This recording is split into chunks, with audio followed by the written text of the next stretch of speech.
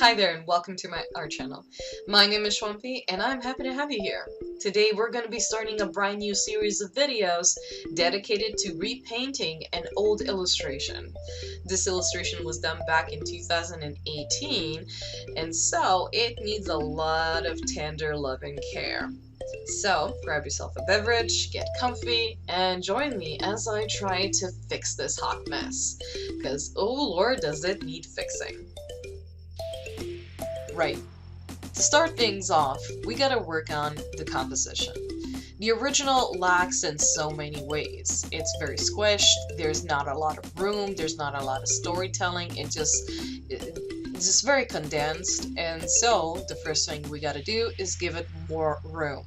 Make sure that the character is actually being supported by the environment around it instead of the environment just being there for environment's sake, right? So giving it more room, and now that we have a little bit more room, I'm noticing there's a part where there's just emptiness, and I gotta work that out. So I'm gonna be bringing in a new element that is bonus compared to the original. I haven't decided yet. Maybe a dog? Like a skeleton dog? Nah, we already have a skeleton cat in the portrait. So I'm gonna put in like this little kid that's basically a cat person, that's kind of listening to the story that the pumpkin is talking, and it's being a little bit rude, so it's interrupting him, and that's why I'm gonna give him a bit of a annoyed facial expression, because the kid is trying to be a little bit of a know-it-all, so asking questions, and the pumpkin scarecrow is getting annoyed. Okay, here we're gonna be adding the raven. It's one of my creations from back in the day that's kind of sticked. It's actually a blind raven. If you're asking why blind, I don't know. Ask 2018 me, because she had this whole speech about it. I just frankly forgot.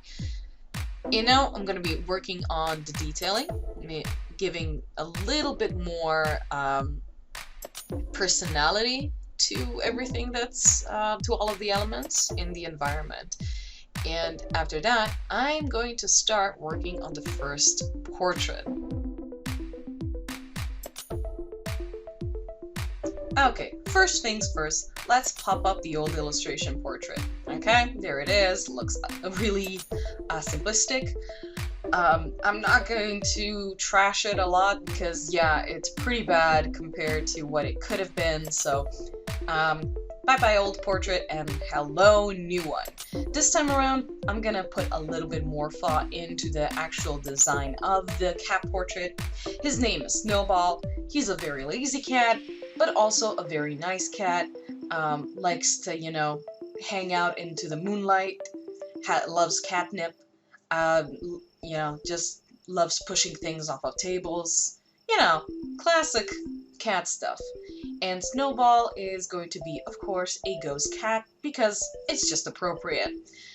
So first things first, let's get into making the sketch. After the sketch is done, let's make the base color. After base color is done, let's make it all pretty and bring in depth and a little bit more values here and there. Bada bing, bada boom, you got yourself a cat portrait.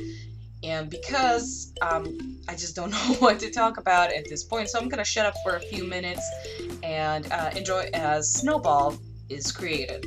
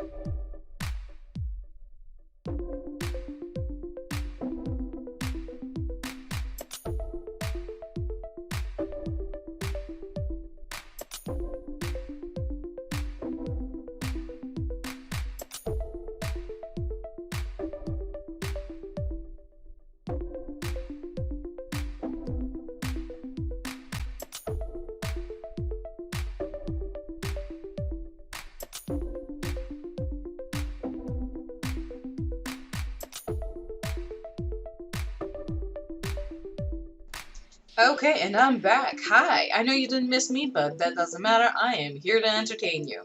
Finishing off Snowball here, I'm going to make him look more ghostly with using some transparent layering and, you know, some Photoshop magic. Bada bing, bada boom, he's a ghost.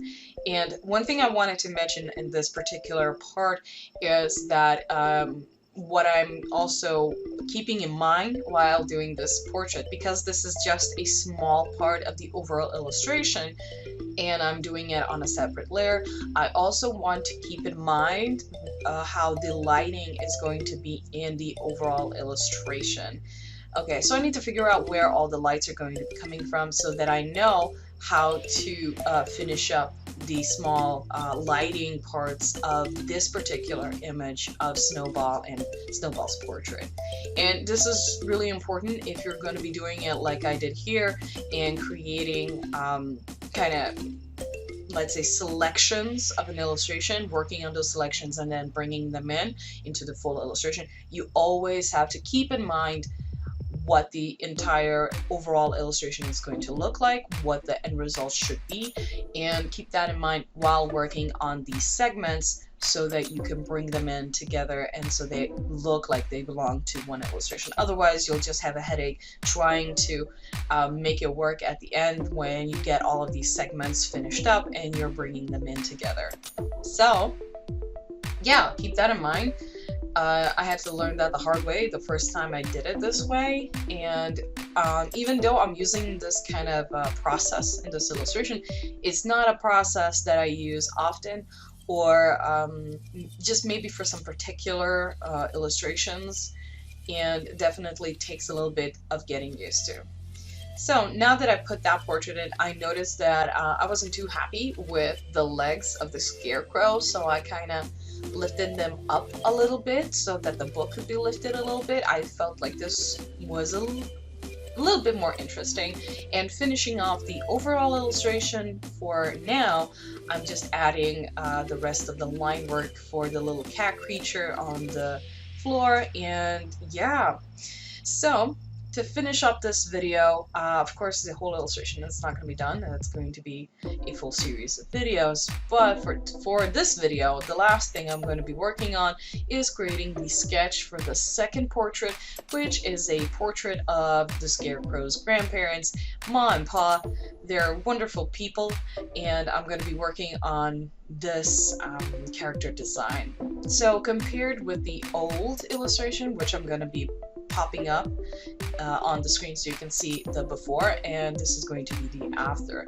This time around, again, trying to be more mindful of the design and more mindful of the overall portrait. And when designing characters, what I like to do when I'm picking colors for them, for a lack of a better term, what I like to do is to take into consideration their personality, their story, what they're like, what they like to do. And in this case, we have Pa, who's more introverted. He keeps to himself, but he's also very cool and down to earth. So cool colors, of course, for him. And for Ma, who is happier, she likes to make cookies. She likes to tell stories to all her grandkids and, you know, has sing-alongs with them. So she has much more sunnier colors, happier, warmer colors. And thus you have a contrast between Ma and Pa. And so we are at the end for this particular video. I hope you enjoyed, I hope you had fun, and I hope to see you back here for the next one when we continue working on this illustration. I want to say a special thank you to my patrons who are also very much responsible for these videos. If you too would like to get monthly goodies from me and be a part of my art journey, check out patreon.com/Wampe. And until next time, much love.